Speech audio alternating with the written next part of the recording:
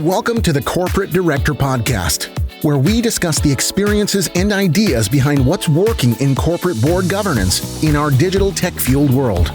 Here, you'll discover new insights from corporate leaders and governance researchers with compelling stories about corporate governance, strategy, board culture, risk management, digital transformation, and more.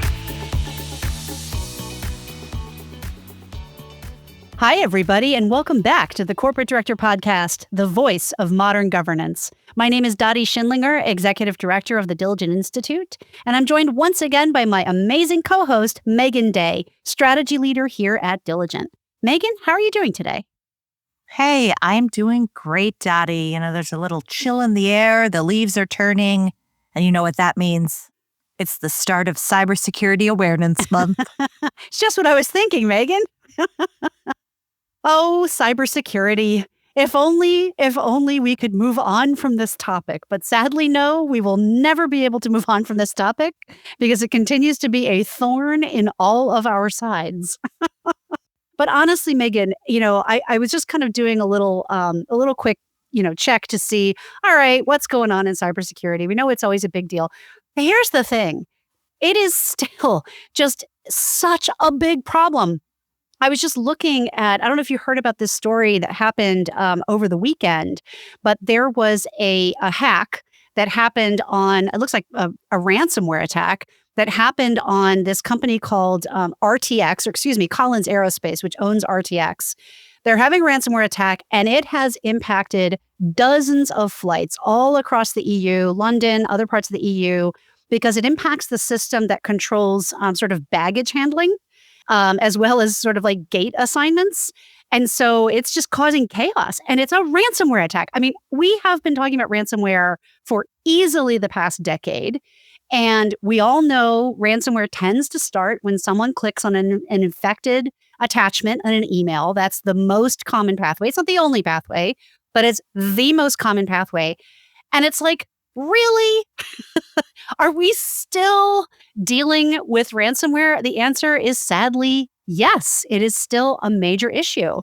I think we, the humans, are still the weakest part of the cybersecurity infrastructure. Well, I think it's only fair because we are only human after all, as the lyrics like to say. But I think until technology can catch up and tell us when something bad is trying to happen to us, I don't know how we get ahead of this. But you're right, Dottie. This is, I do come back to my previous point about we celebrate the things that we completely continue to overlook. And this is the good example of that.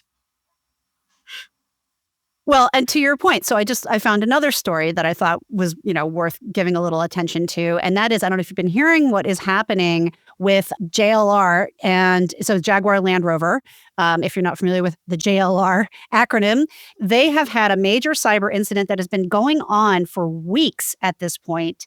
It started in late August. They realized that something was very wrong. And by the Monday after they found this thing, they've had to shut down most of their factories. They have not been able to produce in factories across the UK, Slovakia, Brazil, and India for weeks. For weeks now. It's costing them hundreds of millions of pounds. It's a major deal. And they're still kind of trying to diagnose what's going on and sort of what's the cause, what's going on here. But one of the things that is true is that they had outsourced most of their cybersecurity. And so there wasn't really maybe quite enough oversight happening inside the company. It's not to say that outsourcing is always a bad idea, but, this is so critical to infrastructure. Maybe it's not the thing to outsource. Certainly get external help, get, professional help when you need it, but completely outsourcing, again, we don't really know all the details yet. So lots more to come on this story. It's an ongoing situation. But honestly, it's like, when are we going to get this right, Megan? It just is such a perennial issue. It really, really requires boards and leadership teams to spend time thinking about it, planning for it, asking the right questions, having the right conversations. You can't take your eye off this ball. Sadly, you just cannot. But also, it has to be just naturally integrated into every conversation. That's the only way you're going to be really able to get your arms around it. It becomes just another dimension of risk management in everything you're discussing around the board table. Well, Megan, that's a good segue for us to play the interview that we had with Catie Hall, who's the director at PwC's Governance Insight Center and focuses on cybersecurity. We had a chance to speak with her about, what's happening in boardrooms around cyber risk and how they can think about this differently. So let's give that interview a listen.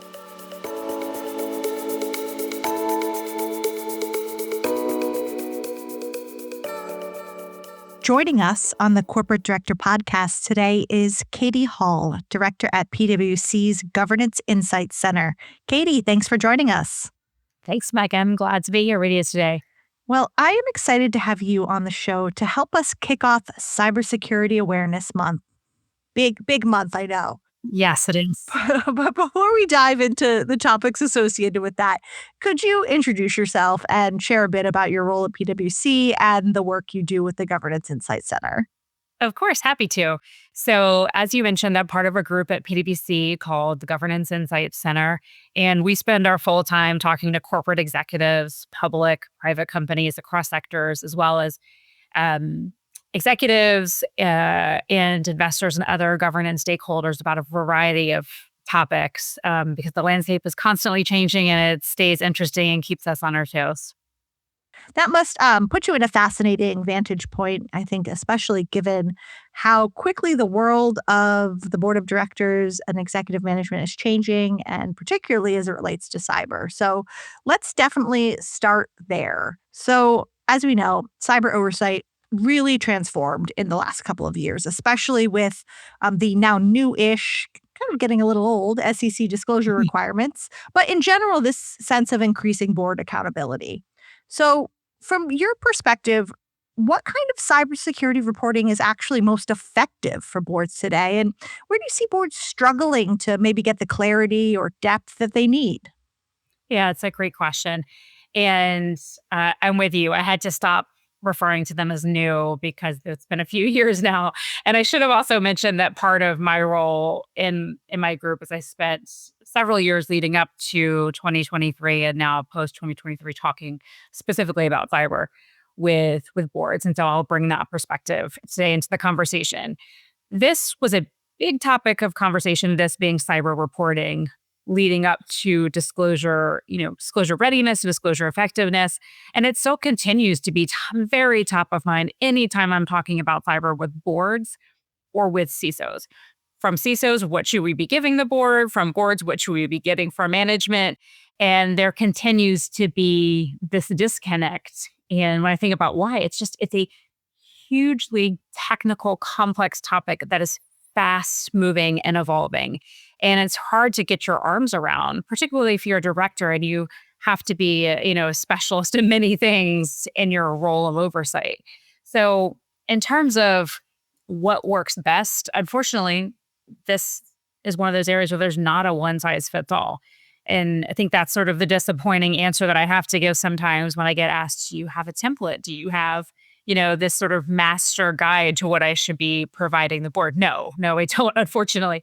But, I think what boards need and what they're getting to the point of asking for, I guess getting around to now that we're a couple of years into disclosure effectiveness, is that they need decision useful information. They need not just a data dump of metrics. And sometimes what CISOs will tell us is that they're giving metrics based on what data they actually have available, whether or not that's the data that's actually meaningful.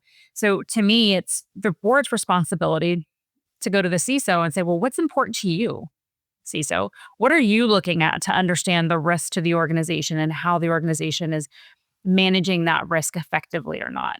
So looking at a handful of really decision useful metrics, I think, is a place to start. Understanding incident response within the organization, as well as any pertinent incidents that have happened outside the organization.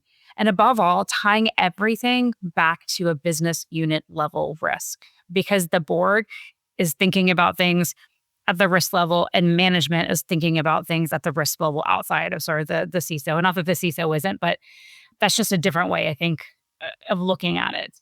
Other things that you would particularly or typically see that rather, assessment against a recognized framework. You've got NIST, CSF, we've got 2.0 coming that's going to have that has a govern piece of it. It's really focused on the board. There might be top risks to the organization.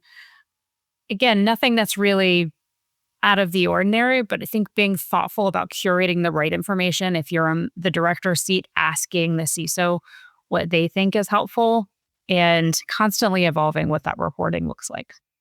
Yeah, that tension between technical detail and strategic and business relevance definitely seems to be a recurring challenge, which I think brings me to my next question I'd love your take on. And that's about how boards should be thinking about director level cyber expertise. I mean, is it realistic or even necessary for boards to have a cyber expert? Great question again. And this is one where the conversation has been all over the map. So back in 2022, there was a bit of a scramble when the SEC had proposed including disclosure of cyber expertise on the board. And there was a revisiting of skills matrices and proxies and, does this person actually have cyber experience or not? And so we saw numbers dip dramatically. This conversation also still ongoing, even as soon as, last week I was having a conversation about this with an audit committee. It just depends. It depends on your company's risk profile, the industry, the strategic direction of the organization. It may very well make sense for you to have a former CISO or CIO, CTO, someone with that executive technical experience on your board. I still think it's important that they have a broad business acumen and are not so narrowly focused on one specific area. I think that continues to be defense of the argument for a cyber expert on the board. But I see it happening, not a lot, but I do see companies adding some of those executives. I still think even if you do, the board has a fiduciary duty to understand the topics they're overseeing. And so there's a fundamental question of how are we upskilling? So some of that is from the CISO and through the education that they're providing through their recurring board materials and maybe annual deep dives. Part of it is accessing other third-party advisors that can help the board think through specific incidents or events, as well as just broad education. There's conferences, there's certifications, there's so many other things that they can do as well. But I think there are different tools in the tool belt. Yeah, absolutely. And a lot of it does come down to your organization and from the board itself, knowing not necessarily what questions to ask, but how you ask them, what your ultimate objective is and what you're trying to glean from the conversations you're having with the CISO and other internal members of management, as you mentioned before. Yes, as well, because it's important not just to know what the right questions are, because any of us could go and ask, what questions should I be asking? But it's important that you have the foundational context in which to challenge the response you get and that sort of thing. So it's just as it is probably for you or I, we have to continuously upskill ourselves on these topics in which we are not trained professionals. So absolutely. Well, shifting gears slightly, let's talk about when a cyber incident actually happens, because as we all know, as the other experts like to say, it's not a matter of if, but when. So what could cyber incident readiness look like at the board level? What should directors be doing right now before an incident to make sure they're prepared to respond effectively? Well, the good news here is that we know boards and management teams are getting the memo when it comes to testing their resiliency and their readiness plans. Our annual corporate director survey this year highlighted that 81% of directors said their companies are performing tabletop exercises when it comes to cyber. So that's great news. But, I sort of sound like the bearer of bad news with everything I answer here. It's one thing. There, are lots of other actions that the board should be taking, even on a quarterly basis in their conversation with the CISO, but also with the broader management team, is understanding has management identified the critical and interdependent systems and processes? What actions would need to be taken if any of those were disrupted? What is the communication plan? All of these various things are areas that the board is going to want to get comfortable with, and not just when they're going through a tabletop incident. Making sure you've got that document tested plan that particularly now post SEC disclosure effectiveness, that there is a process and a team if an event happens. Not just that your operational side can get back to business, but also that you have your disclosure and your breach notification process underway and your materiality evaluation and all of that good stuff. So looking at that, understanding that, and testing that too is hugely helpful. That's great. And that, though, is harder to do when the threat landscape keeps shifting. So I want to talk a little bit about what's next. Where do you see the next wave of cyber risk coming from? Whether it's AI, geopolitical tensions, supply chain vulnerabilities, how should boards be preparing for a vast amount of change on the horizon? Right. And I was going to say, there's probably something that you and I don't even know about. There definitely is. As a former risk professional, I can say there's always something to talk about here. In terms of the conversations that we're having, definitely AI is coming up quite a bit in terms of, yes, the risk, also the strategic and opportunity side of it, but a lot around the risk. Third party continues. This is something that's been around the last several years. I think continues to become top of mind for directors and for management teams as you think about not just who your third parties are, but how are they using your data? How are they using AI with your data? I mean, there's just so many scenarios to work through there. And that's not just an IT issue. That's legal, that's cross-loss. Other things, supply chain, certainly with, the events of the last couple of years, supply chain is top of mind. And to me, the place the board can start there, again, not needing to be the expert on all things risk or technology, is ask your CISO, ask other members, what are we not talking about? What's not showing up on the risk radar right now? How do we think about what's around the corner?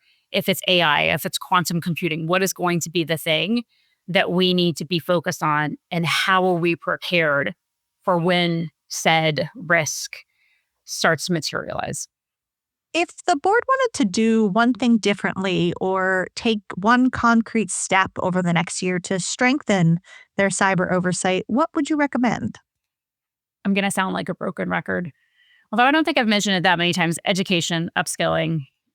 There's some other things too that I would talk about, but even again, going back to our corporate director survey, directors have told us they know that there are areas, and one area that they feel that they could contribute more to overall board effectiveness in their role is by upskilling themselves. And again, if you think about all of the topics that are headed their way, broad cyber, but also quantum, AI, and some others, seeking out education programs within the organization through your CISO, through your CTO, CIO, but also externally to round out their own knowledge is going to be huge. And it's nothing new. And I don't think it's particularly hard. I know everyone has demands on their time, but getting that education is going to be a big piece of it. And I'm going to add on not just one thing, I'm going to give two. Your relationship as a board, think about how you're investing in your relationship with your CISO. And when I say CISO, it might be also your CIO or your CTO, depending on the reporting structure. But are you meeting with them outside of regularly scheduled board or audit committee meetings? I think of it similar to how I would think about a CAE or maybe an external audit partner. You want to be able to pick up the phone and ask your CISO anything. I was with a group of CISOs yesterday, in fact, and many of them were describing the relationship that they have with their audit committee chair as one of, we see an event in the news, we pick up the phone, we call the chair, we talk about it, we talk about what we're doing. So you want to have that direct line that is not just limited to your quarterly in-person meetings. So relationships and education. Love that. And I want to pull on a thread that you hinted at before, and that's about how broader parts of the organization are getting involved in cyber readiness and response, not just the CISO's office. What are you seeing there, and what kinds of questions should directors be asking to ensure that this type of cross-functional engagement is happening? Absolutely. And this is, again, something that has come up in conversation with CISOs, is that cyber is not just an IT issue. AI is not just an IT issue. There's a big piece of it that sits with technology, with security, but it is a cross-functional risk and cross-functional responsibility to manage. So if I think about some of the different stakeholders, the CFO, and probably your corporate secretary or GC, maybe IR, what do our disclosures look like? Are they investor grade? Could we provide more information there? Internal audit, how are we thinking about cyber as part of the annual audit plan and not just the SOX related financial reporting controls? How are we thinking about looking at different areas of cyber risk, thinking about AI and, going even into the incident response program?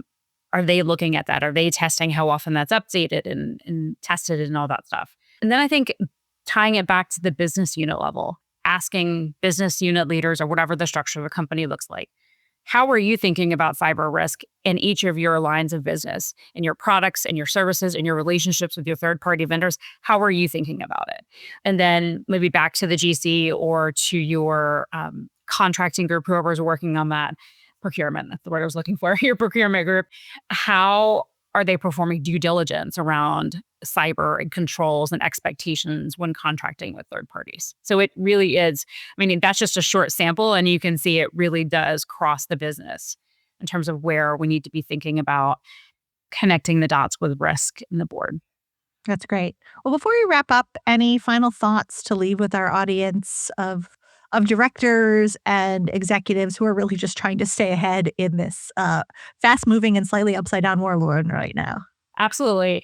I would start with, we've made great strides in the director community in terms of enhancing cyber oversight practices.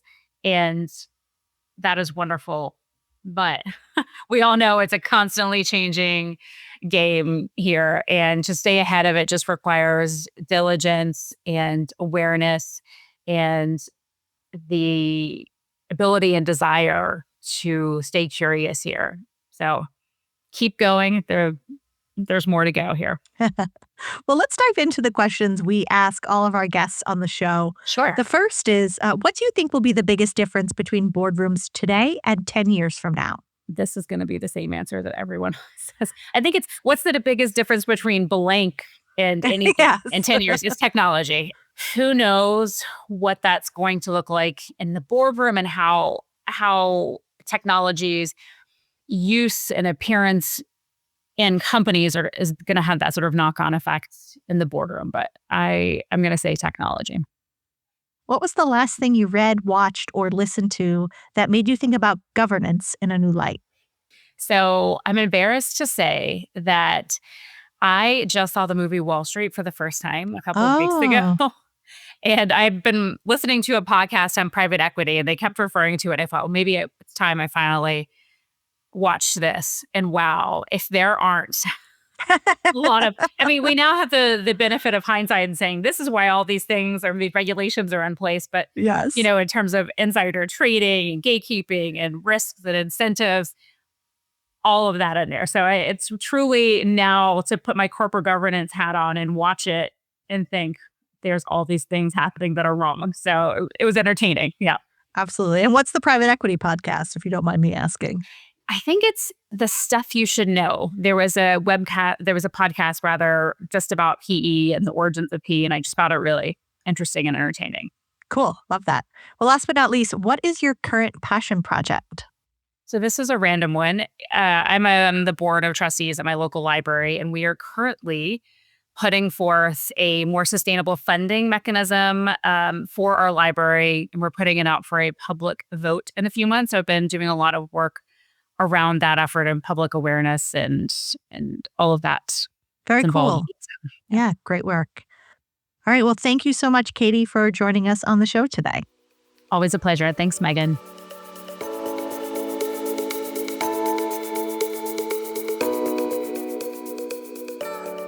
Well, Megan, thank you so much for that interview. She points out the importance of ensuring that you've got good education and good resources available to leaders that are trying to make good decisions around cyber strategy. And I feel like I need to put in a shameless plug here where, if you're a Diligent customer and you're using our Diligent One platform, you have access to all of our certification programs, including our cyber risk and strategy certification that is designed for board members and senior leadership teams, as well as another program on enterprise risk management. And both of those programs are just really great at helping you to get that solid grounding of what do you need to know to make sure that you've got the right investments in place, you're asking the right questions, you're keeping your eye on the right metrics, you're really kind of providing the right level of oversight on these important issues. It's again, to me, this idea, like I am, first of all, awesome to see that boards, 80%, whatever the statistic was, doing tabletop exercises. Holy cow, that feels night and day to even where we were 5 years ago. But Agreed. I think that will only take you so far. And it just continues for, at least in my mind, bring up questions about nimbleness and responsiveness and the need for flexibility and adaptivity just across organizations in a way that has never taken place before. And that starts at the board level.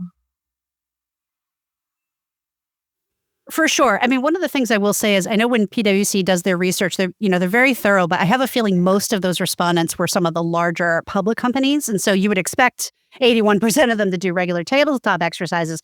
The insidious thing is that those that are most at risk tend not to be the big guys, right? They tend to be smaller companies, a lot of private companies, a lot of nonprofit organizations, state and local governments, school districts. These poor organizations are at such risk for things like ransomware, for things like, little attacks that come into their system because their system doesn't have the latest technology installed or hasn't been patched in forever, isn't using supported software. It's that kind of stuff, that basic stuff that we all have to take responsibility for as individual users of systems. And often we go, I'll do that later. How many times have you said, Yep. Oh, I don't want to update my iPhone right now, because I don't have time for that. And it's not, 20% battery. I'll get to that, tomorrow. And then tomorrow becomes a week and then it becomes 2 weeks. And the truth is you're basically just kind of inviting bad things to happen because those patches always come with the latest security provisions in place. And that's one of the main reasons that you install them is because you want to have the latest and greatest security in place. It's even just little things like that. We need to make sure that we're doing all the things. And, it's not just the big companies that are at risk. In fact, I really think these days, because it's so easy to mount an attack, it's those that don't have the greatest security in place that are most at risk. It brings to mind a recent issue that I heard about that's, unrelated to corporate boards, but I think an example of how far this has just infiltrated our day-to-day lives. A podcaster / social media influencer that I follow, completely unrelated to work or corporate governance or any of the things we do in our day job, received an email from a fairly innocuous email address stating to be from an agent that works with a very, very popular comedian. And that comedian was a fan of this influencer's work and would love to have her appear on this person's podcast. Let's set up a time to connect. Would you love to have that conversation? Yes. Okay. Click my Calendly scheduler link here and let's get that set up. She does that. Turns out she just handed over her entire computer and infrastructure to a malicious actor. 100% something I would fall for if I was in that scenario. Well, totally. I mean, I think that's the thing, right? That's a perfect example, Megan, of how, first of all, I think a lot of the bad actors have gotten really smart at understanding a couple of important things. One is what would motivate us to click on a link? Right. So what would we find intriguing enough that we would want to download something or click on something? They make it really enticing. That one obviously was a successful one. I think because I spend a lot of time talking about cybersecurity, Megan, I probably get about 15 of these a day. And some of them are laughably, ridiculously awful. I don't know if you've recently been getting the smishing. We've been getting a huge smishing campaign here in the US right now with numbers that come up on our cell phone, clearly not from within the US. They're clearly foreign numbers telling us we have a citation with the Department of Motor Vehicles in our state. And if we don't pay it by Tuesday, they're going to impound our cars. And it's really funny. It's Yeah, last time I checked, I don't think the Pennsylvania Department of Motor Vehicles was using a number that's based in Niger. So I'm not sure that this is true. But I mean, so some of them are laughably dumb. But I get a lot that look really, really real. And I've just, I guess I've gotten to the level of being paranoid enough now. I pretty much don't download or click on anything until I have validated that it was sent by the person who said they sent it. And so, quite honestly, what that means is someone I don't already know, I don't click on anything that they send me. And so that's just something to know. Like it's, I might be sounding like I need to, walk around with a tinfoil hat on, but honestly, it pays to be a little paranoid because it's so easy to get hacked. So hopefully all of you are celebrating your cybersecurity awareness month like Megan and I. Talking about doom and gloom and all the bad things that can happen. Yeah, I do think they didn't choose October arbitrarily, right? Because October is the month we generally associate with spooky things and scary things, and cyber risk is pretty scary. So, boo, go get your cyber house in order. Well, Megan, that wraps up another episode of the Corporate Director Podcast, the voice of modern governance. We'd like to say a few special thank yous. First and foremost, to our cybersecurity expert, Catie Hall from PwC, podcast producers, Kira Ciccarelli, Steve Clayton, and Laura Klein. Our sponsors, PwC, KPMG, Wilson Sonsini, and Meridian Compensation Partners. And most especially, thank you to Diligent. If you like our show, please be sure to give us a rating on your podcast player of choice. 5 stars only, please. You can also listen to our episodes and see more from the Diligent Institute by going to diligent.com/resources. Thank you so much for listening. You've been listening to the Corporate Director Podcast. To ensure that you never miss an episode, subscribe to the show in your favorite podcast player. If you'd like to learn more about corporate governance and tools to help directors do their job better, visit www.diligent.com. Thank you so much for listening.